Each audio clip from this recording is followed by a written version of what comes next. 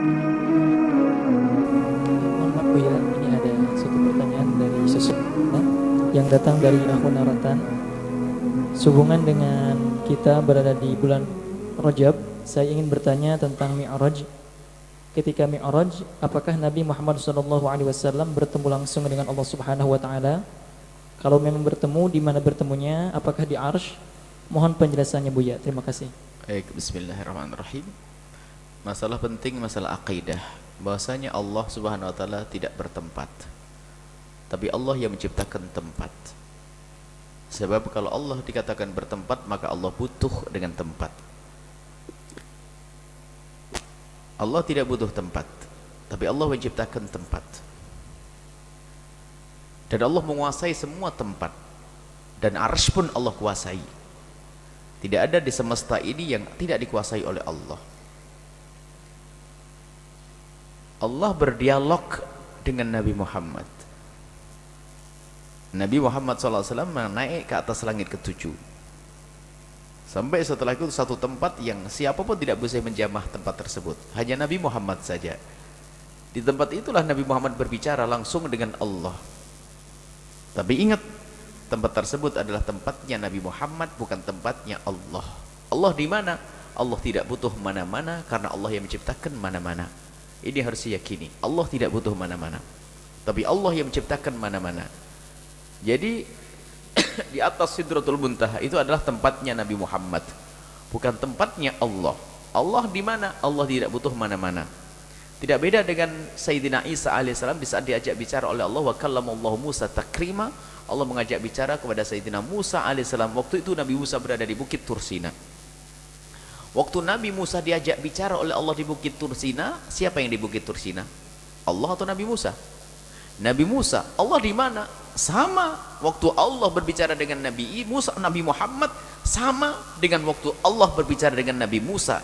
Bukit Tursina bukan tempatnya Allah, tapi Bukit Tursina adalah tempatnya Nabi Muhammad. Jangan sampai ada yang berkata setelah itu, Allah berada di Bukit Tursina ngomong dengan Nabi Musa. Kenapa? Bukit Tursina adalah tempat pijakan kaki Sayyidina Musa, tapi Allah Subhanahu wa taala ada dan Allah tidak membutuhkan tempat. Ini satu. Kemudian masalah bagaimana dikatakan Ar-Rahmanu 'alas istawa dan sebagainya. Ini adalah ulama sudah menjelaskan. Istawa itu menurut ahli bahasa sudah sangat jelas. Apa makna istawa? Kalau seorang raja yastawi ala arsyihi, ya seorang raja bertahta di dalam arsy di kerajaannya. Jadi istawa itu sangat jelas. Kalau kita yastawi seperti ini yastawi. Kalau manusia. Dan ini dinisbatkan kepada Allah Subhanahu wa taala. Maka tidak, para ulama menjelaskan ada tafwid. Serahkan kepada Allah. Karena apa? Jika dinisbatkan kepada manusia dan dinisbatkan kepada raja sangat jelas. Tapi di saat dinisbatkan kepada Allah, jangan sampai kebayang di benak kita seperti apa. Karena Allah tidak seperti apapun. Sebab Allah yang menciptakan apapun, laisa kamitslihi syai'. Jadi Allah, maka para ulama mengatakan tafwid, serahkan urusannya kepada Allah. Sebagian ulama mengatakan kalau pakai tafwid, sebagian orang masih bertanya-tanya, lalu bagaimana? Ya sudah, istawa maknanya adalah menguasai. Apakah itu istawala? Bukan merubah makna istawa menjadi istawala. Dan istawa bukan ista'la juga. Istawa bukan istaqarra juga. Sebab ada orang yang mengatakan begini, ini orang ahli sunnah wal jamaah syariah ini masa mengartikan istawa menjadi istawla? Kata ini adalah tahrif, merubah Al-Quran. Kita tidak mengatakan bahasanya istawa itu dirubah menjadi istawla. Akan tapi ini adalah makna takwil. Artinya orang awam itu difahamkan maksudnya Allah menguasai arsy. Supaya tidak kebayang di benaknya seorang awam Allah duduk di atas arsy, naudzubillah.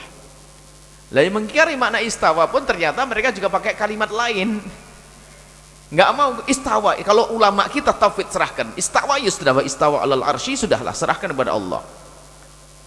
Yang mengingkari istawa tidak boleh dimaknai dengan istawla, terus gimana? Dia memberi makna lain lagi, istaqarra, ista'la dan sebagainya. Sebenarnya kurang lebih akhirnya mereka juga memberi makna yang lain dengan lafaz yang lain. Pada Al-Quran bunyinya istawa, kemudian para ulama kita menafsir dengan istawla. Mereka tidak mau ista'la karena ini adalah tahrif. Tak tahu juga memberikan ai ista'la. Ini repot lagi ini. Ista'la, ini ista'la bukan istawa. Ista'la bukan istawa 'alal arsy. Ista'la juga bukan istawa bukan istaqar. Baik, kembali kepada akidah kita ahli sunnati wal jamaati asy'ariyati, Allah tidak butuh tempat. Sebelum adanya arsy Allah sudah ada, setelah arsy ada bukan berarti Allah setelah itu bertempat di atas arsy. Enggak, Allah ada yang menciptakan arsy. Allah ada yang menciptakan arsy, bukan Allah berada di atas arsy bertempat di arsy. Allah terbebas dari jihad, tidak di kanan, tidak kiri, tidak di atas, di bawah. Sebab atas itu nisbi, karena mengiringi kepala kita namanya atas. Bagi orang Amerika, sana adalah bawah. Atas itu nisbi. Kalau arsy dikatakan di sana, bagi orang Amerika adalah bawah sana. Jadi bumi kan bulat. Ini. Jadi yang namanya karena ngiringi kepala kita disebut namanya apa? Atas. Kalau di kanan kuping kita kanan, kiri kiri. Karena di punggung kita belakang. Belakang Anda bagi saya depan. Kan gitu, jadi. Tuh, Anda mengatakan depan. Oh, enggak belakang sana. Bagi Anda adalah depan karena nisbi disesuaikan dengan Anda. Dibahas para ulama sangat luas masalah ini.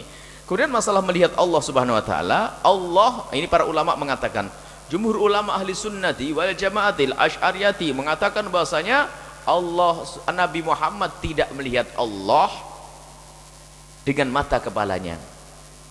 Tapi Qadhiyat, Imam Farra, Imam Nawawi mengatakan bahwasanya Allah melihat Nabi Muhammad dengan matanya. Dengan apa? Dengan kaidah apa? Sudah jangan bertanya. Ini perbedaan di antara ulama kita. Jadi ulama kita terbagi dua. Sebagian mengatakan Nabi Muhammad melihat Allah dengan mata kepala beliau yang suci. Caranya bagaimana? Sudahlah. Karena kisah Isra Mi'raj namanya mukjizat. Sudah caranya nggak boleh ditanyakan bagaimana ceritanya Nabi Muhammad masuk surga, jangan tanya.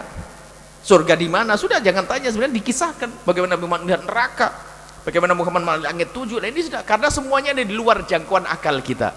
Sehingga apa yang dikatakan Imam Nawawi, Imam Farra, kemudian Imam Baghawi mengatakan bahasanya, Imam Qadhiyat bahasanya Nabi Muhammad melihat dengan mata kepala beliau. Akan tapi jumhur ulama kebanyakan mengatakan Nabi Muhammad tidak melihat dengan mata kepala beliau. Akan tapi Nabi Muhammad melihat dengan hatinya. Ini adalah perbedaan di antara para ulama. Yang jelas yang terjadi adalah dialog. Caranya bagaimana?